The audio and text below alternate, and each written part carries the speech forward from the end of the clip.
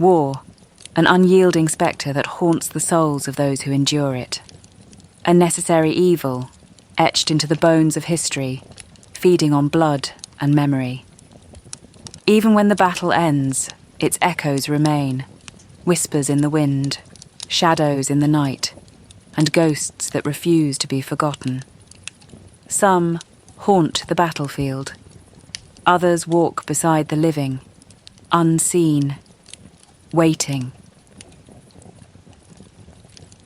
Walter jolted awake, his breath ragged, heart hammering like the rapid percussion of distant gunfire.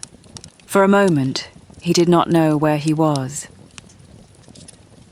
The barracks lay in silence, save for the low hum of electricity thrumming through the steel walls like a mechanical heartbeat. The emergency light above his bunk bled red into the darkness, its dim glow casting long, grotesque shadows that flickered with each uneven breath he took. His own silhouette stretched and twisted across the floor, distorted, inhuman. The past clung to him like smoke. He sat up, his fingers finding the cold metal of his dog tags, rolling them between thumb and forefinger. A ritual, a tether to something tangible. But the weight in his chest told him otherwise. For a fleeting, chilling moment, he was not here. He was there. The air thickened, the sterile scent of the barracks replaced by the reek of burning oil and sun-scorched decay. Sweat trickled down his back, but it was not the mild dampness of restless sleep.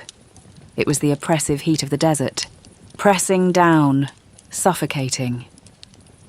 His boots sank into the dust of a ruined city, where walls stood shattered and streets lay barren, stripped of life. The wind did not move. The air was dead. They had stepped into a graveyard of echoes. His rifle felt heavier in his grip as he and his team moved forward, their movements measured, deliberate. There were no orders barked, no chatter over comms. Just the silence, the wrongness of it. Then the whispers came. Not words, not human, a voice without a mouth. A language not meant for ears. Walter's grip tightened around the rifle stock, a reflex more than a decision. His pulse drummed against his skull, but still, he did not speak. To acknowledge the voices was to invite them closer. And then, the first scream. It tore through their formation, a sound raw, unnatural, wrenched from a throat that no longer belonged to a man. The weight of his rifle shifted as he turned, trying to place the source, but there was nothing. Nothing but moving shadows. A crate flew, not thrown, not pushed, but lifted by unseen hands, hurled like a child's discarded toy. The impact sent one of his men sprawling, his breath a strangled rasp over the comms that crackled with static before going silent. The whispers turned to laughter. Walter felt his skin prickle beneath his gear. The sound was not coming from one place, but from all around them. Above, behind, beneath.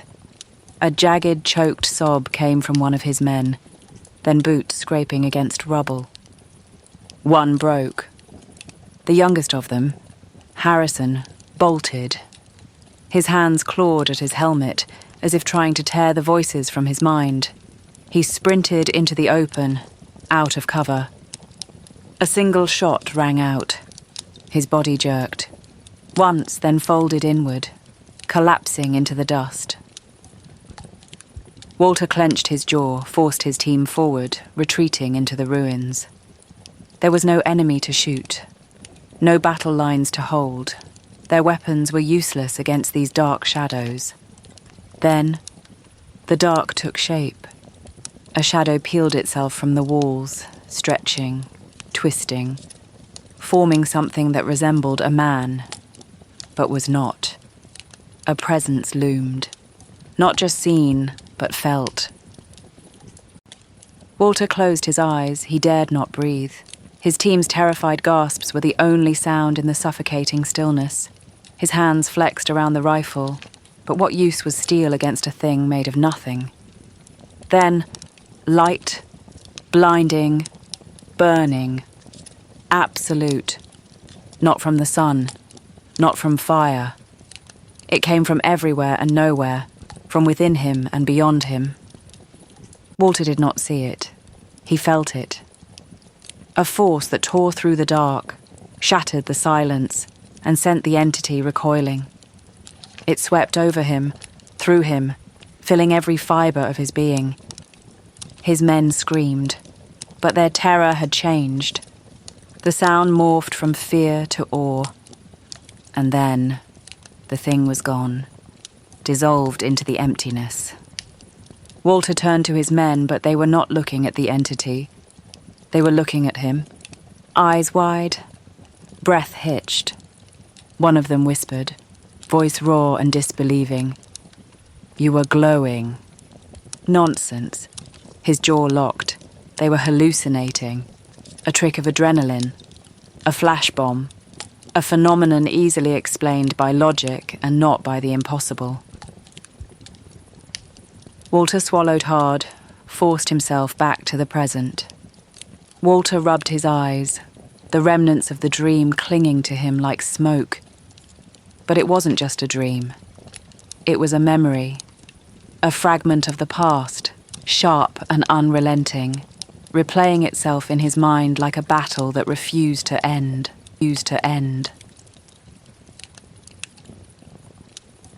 The conference room was cold, not just in temperature but in presence. Its reinforced steel walls sealed them in, sterile and unyielding.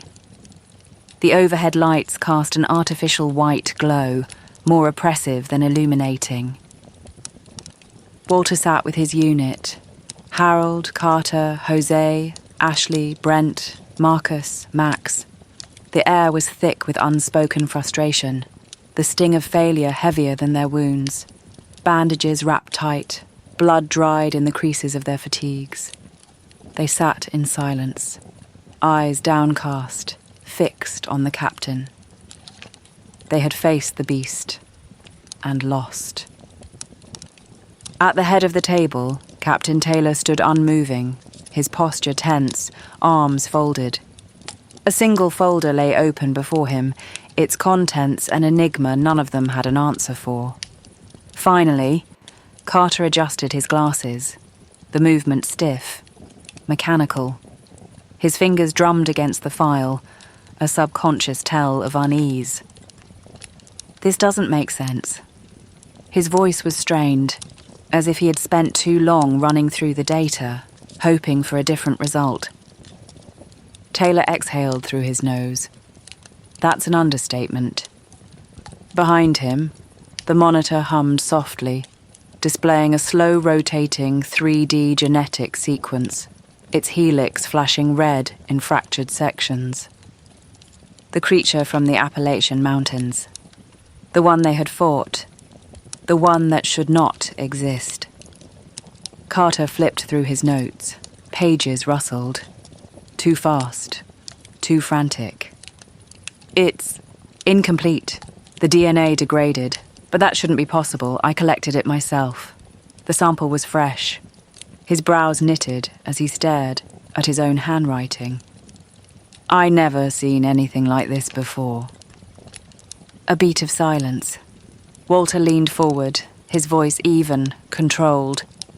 And the anomaly? Carter swallowed, visibly reluctant. He stopped himself, exhaled, then met Walter's eyes. Canine DNA. Jose's head snapped up, a slow grin spreading across his face. Oh, you mean like the angry dog that chased us through the woods?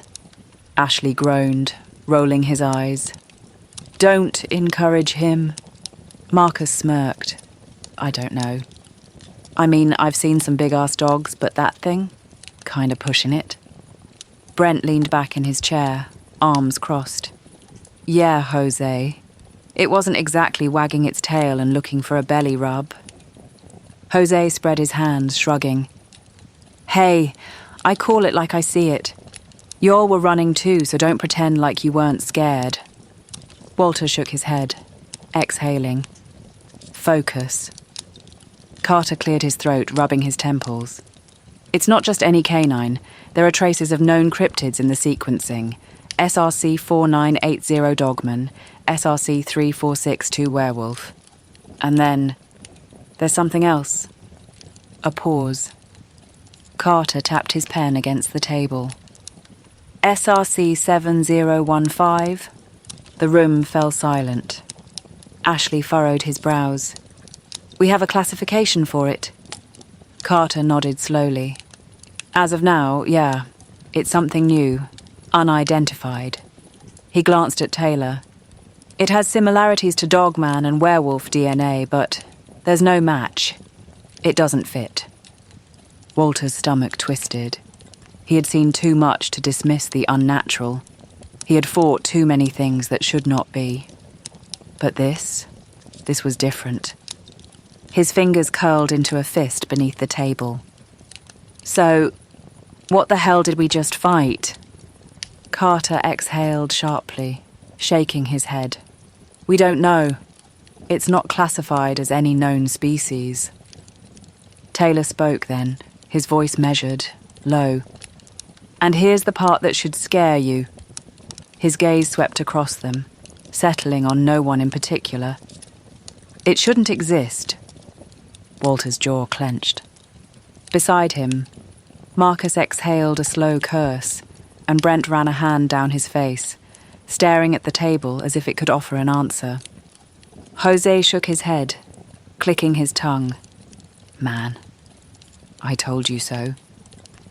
Walter didn't respond. His eyes flickered to the folder on the table, the thin, unassuming stack of papers that held secrets they were never meant to know. And in that moment, his doubt in the SRCU solidified. What the hell did I sign up for?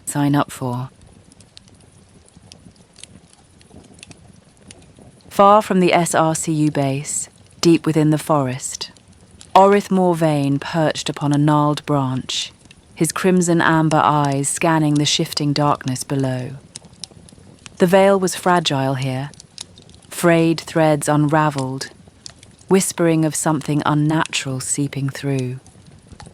He had been repairing a fresh tear, his talons etching old sigils into the unseen fabric of reality, when he heard it.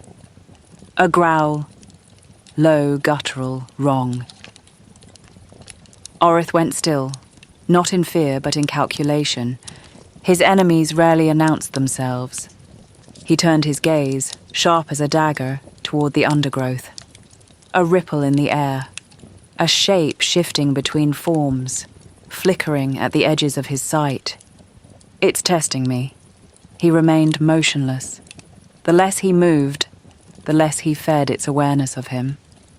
He had faced creatures that stalked through scent, heat, even the movement of the veil itself. This one was learning, but so was he. The shadows twisted and the thing moved again. Faster. Orrith flicked his feathers. A feint. A predator will always strike at the slightest movement. The trap worked. It lunged. A blur of night. Limbs reshaping mid-air. Claws extending too far. Too sharp. Orrith sidestepped in an instant. Wings tucked, a controlled fall, just as jagged talons slashed through empty space. The force of the strike shattered the branch he had perched upon, sending wooden shrapnel in all directions. He twisted in mid-air, extending his talons for a counterattack, aiming at its throat. A strike meant to kill. His claws met nothing. The thing had already shifted, like mist reforming, reassembling itself out of nothing and nowhere. Orrith snapped his wings open at the last second, arresting his fall and landing on a low branch. His mind processed everything in the span of a heartbeat. It's not just shifting its form, it's shifting its presence. A mimic, a phase shifter, not bound by the laws of solid form. The creature's head snapped toward him, its face convulsing, mouths forming and unforming across its shifting mass. Too many eyes. Too many expressions stolen from things it had devoured. And then it spoke. "You are dying, Dreadwing." The voice didn't come through sound. It slid into his mind like a poisoned needle, bypassing his ears entirely. Orrith did not react. Emotion was a weakness against an enemy like this. It wanted him shaken. It wanted hesitation. Instead, he adjusted his stance. Subtle. Practiced. He spread his wings just slightly, the movement imperceptible to anything but the most trained eye. A signal to himself. A shift in strategy. Speed won't win this. Neither will brute force. I need to break its pattern. The thing lurched forward again, twice as fast as before. Orrith dodged, barely. A feather severed, spiraling away into the darkness. The creature was adapting to his movements, anticipating. But so was he. Instead of retreating, Orrith did something unexpected. He advanced. His wings snapped forward, casting a wall of obsidian feathers between them. A trick. The illusion of defense. The creature lunged through them without hesitation. That was its mistake. Orrith was already gone. In the split second before impact, he had flipped backward, hooking his talons onto an overhead branch and twisting his body into a brutal dive. His wings cut through the air like scythes, a calculated strike aimed not at the creature, but at the veil itself. A ripple of ancient magic surged outward. The air trembled. The veil screamed. The creature recoiled, its form flickering violently as if caught in a collapsing mirror. Its mass writhed, distorted, pinned. Orrith struck. His talons ignited with spectral fire, wreathed in the power of the veil itself. He dove straight into the creature's center mass, piercing through its twisting flesh, not aiming for its body, but for its anchor. The thing shrieked, a wail like breaking glass, like the death of something that had never lived. It came apart, unraveling like smoke in the wind, disintegrating into the nothingness from which it came. And then, silence. Pure, deafening silence. Orrith landed softly, breath ragged, his body screaming in protest. Wounds throbbed where the creature's energy had seared him, and his feathers were marked with singed edges. He exhaled slowly. He would heal. But this wasn't like before. These weren't the same horrors from ages past. They were worse. They were worse. Orrith perched atop a jagged pine, his wings heavy with exhaustion. The forest below was a canvas of shifting shadows, the trees swaying as if whispering secrets to the wind. Blood seeped from his wounds, black against his midnight feathers. He ignored the pain, his mind fixated on what he had just fought. It was not of the old world, not of the natural order. Something or someone had shaped that creature.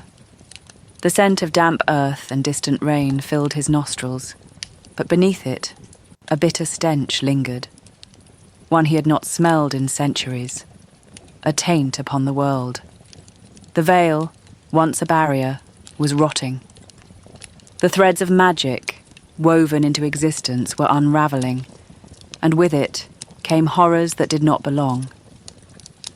Orrith ruffled his feathers, a slow exhale escaping as a flicker of pain gnawed at his wounds. The Dreadwing, the Corvus Nocturne, the Mon Grim, scattered across the world, each holding the line against the darkness.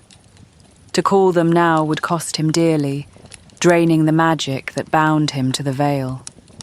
Worse, It would leave other frontiers unguarded. The thought clawed at him. He was alone. The weight of eternity settled upon him. The knowledge that he alone bore the burden of what came next. His keen eyes drifted toward the horizon, toward the human world, where the metal towers gleamed under artificial stars, where the fools below believed themselves masters of this fragile realm. And yet, something stirred within those walls, a presence he could not yet name. A mortal. His beak clicked, irritation lacing his thoughts. The idea was absurd, yet it burrowed into his mind like an unwanted parasite. The human who had heard him once. Could he be of use? Orrith loathed the idea of entangling himself with their kind. They were short-lived, foolish, arrogant creatures, but desperation had long since gnawed at the edges of his pride. He would watch, and if the mortal proved worthless, then he would be no more than dust beneath his talons. Walter sat in the mess hall, untouched rations before him. The murmurs of the others barely registered, their voices nothing more than ghosts floating through the stale air. His fingers drummed absently against the cold metal table, mind lost in the labyrinth of questions that had no answers. The blood sample, the whispers in the dark, the things he had seen that no one else had dared to speak of. He exhaled sharply, rubbing his temples. His body still carried the phantom ache of the nightmare. If it was just that. He could still feel the weight of the air from that night in Iraq, thick with something unseen, something wrong. Harold dropped onto the seat across from him, his usual humour absent. "You look like hell." Walter gave a humourless chuckle. "Feel like it too." Harold studied him carefully before lowering his voice. "That sample." Walter lifted his gaze. "What about it?" Harold hesitated. "I don't think we're being told everything. I mean, come on. A fresh sample doesn't just degrade like that." Walter leaned forward, voice barely above a whisper. "You think someone tampered with it?" Harold's jaw tensed. "I think someone doesn't want us to know what we're up against." A chill crawled up Walter's spine. He had suspected as much, but hearing it spoken aloud only made it feel more real. Their orders had always been simple. Hunt, neutralize, extract. But what if they weren't just hunting? What if they were part of something much bigger? A thought crept into his mind, one he had tried to bury. Why was I recruited? He had always assumed it was his skill, his record. But now, doubt gnawed at him. He wasn't sure what scared him more, the things in the dark or the men who claimed to be on his side.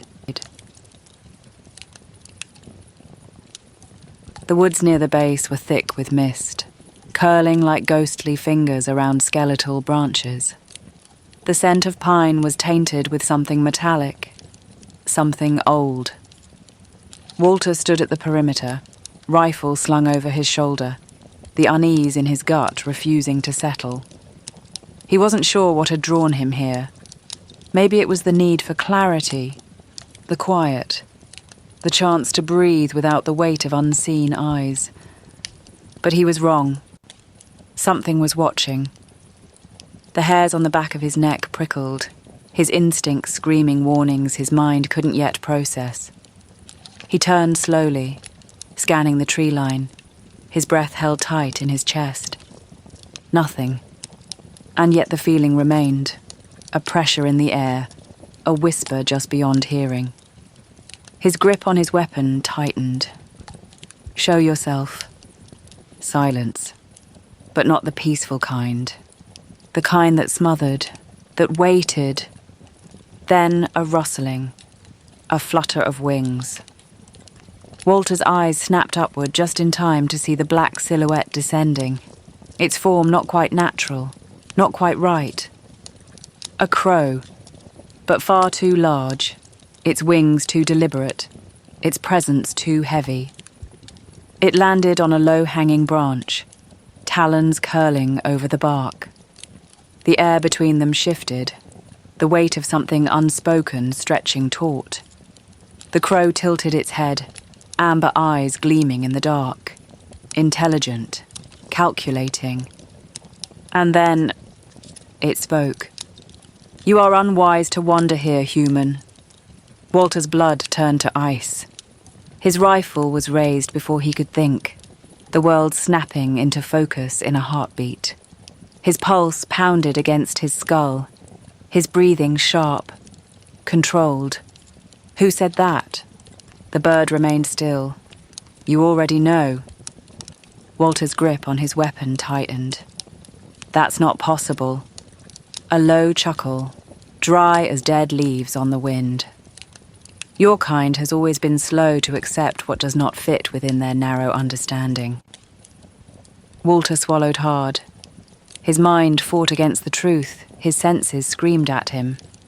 This was not a normal bird. This was not natural. "Are you real?" he asked, his own voice foreign to his ears. The creature studied him. "That depends on your definition of reality." Walter exhaled slowly, lowering his rifle just an inch. If this was madness, it was a madness he couldn't wake from. "What do you want?" The crow's head tilted again, amusement flickering in those unnatural eyes. "That, human, is the question I should be asking you." And before Walter could speak, before he could begin to unravel the impossibility of it all, the crow lifted its wings and vanished into the night, swallowed by the darkness as if it had never been there at all.